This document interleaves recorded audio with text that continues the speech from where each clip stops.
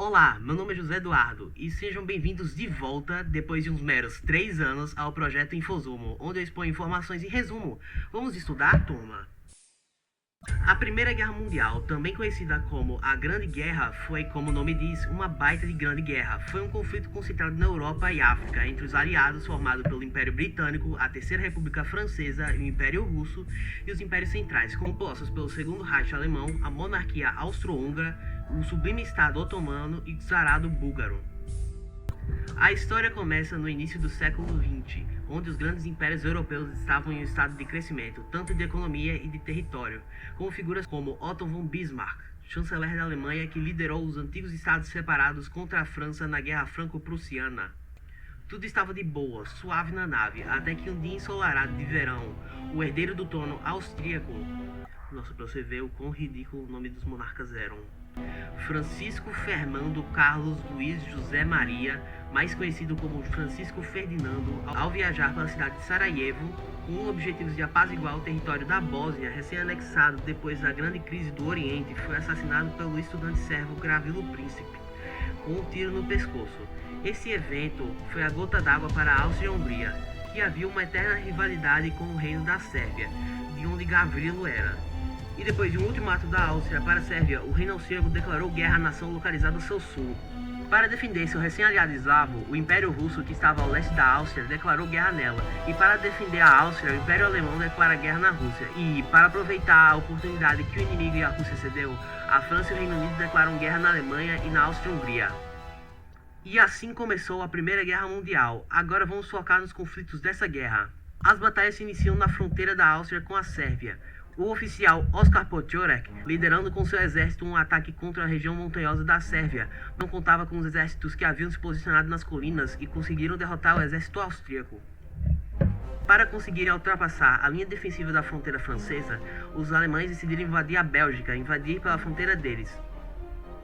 Essa batalha sendo a Batalha de Liège, parte do Plano Schlieffen.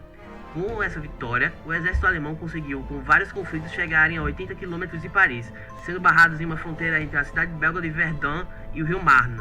Indo mais ao leste, o reino da Itália, que opuseram o reinado austro-húngaro por disputas pelo território de Trentino e o sul de Tirol, mas era amigável com o Império Alemão, declarou guerra na Áustria e na Alemanha, invadindo Trento.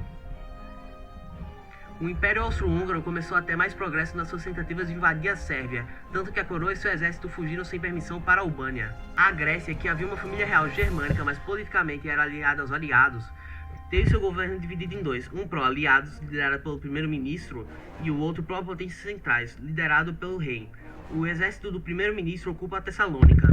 O Império Russo teve muito progresso, tomando a Polônia austríaca, mas também teve várias perdas para a Alemanha e para os otomanos, que estavam mais preparados para uma guerra contra a Rússia. Depois de bastante tempo e um exército desmoralizado, a Rússia cede e sai da guerra, tendo que lidar com a perda da Polônia, Ucrânia, os Bálticos e parte dos Cáucasos, e de brinde as revoluções de fevereiro e outubro, que impôs um governo republicano e depois um governo socialista. E no Extremo Oriente, o Japão declara guerra na Áustria e ocupa os territórios da Micronésia Alemã e Qingdao. Voltando para a fronteira da Alemanha com a França, as batalhas evoluíram para uma grande guerra de trincheiras, onde ambos lados cavaram buracos na terra e utilizavam de ruínas para se defender e atacar seu adversário, ultrapassando terras de ninguém que eram cheias de minas e arames farpados com obstáculos. Na África já estava claro quem ganhou, mas na Europa tudo estava muito parado. Em uma tentativa de bloqueio da Grã-Bretanha, os submarinos alemães destruíram quaisquer navio que passava, por isso acabaram derrubando um navio americano, que causou os Estados Unidos, que estavam descansados e preparados, a se juntarem à Primeira Guerra Mundial no lado dos aliados. O lado anglo-franco-americano começou a ter progresso nas fronteiras, recuperando uma pequena parte dos territórios perdidos. Cansados e com medo de perder seus impérios, as potências centrais, exceto a Alemanha, começaram a propor um tratado de paz com os aliados. O povo alemão já estava exausto de tanta briga, por isso se juntaram e estabeleceram a República de Weimar, que queria o fim da guerra, e expulsaram os líderes alemãos, o Kaiser indo para a Holanda. Os tratados que foram estabelecidos com o fim da guerra dividiram o Império Otomano, dissolveram o Império Austro-Húngaro e enfraqueceram drasticamente a Alemanha. A Áustria-Hungria se dividiu nas repúblicas de Áustria, Tchecoslováquia, repúblicas da Áustria,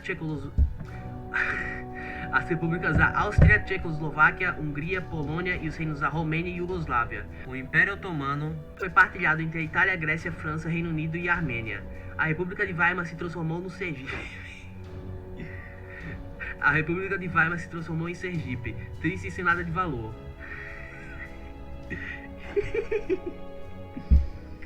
A República estava com seus bolsos lisos e devendo muitos aliados. E finalmente a Europa estava em paz. Mas será que isso durou?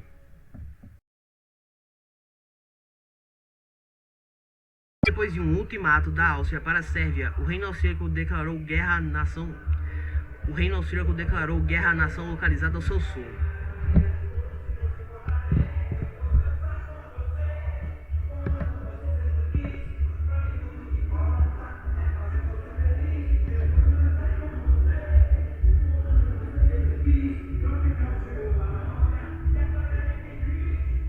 Só acontece comigo.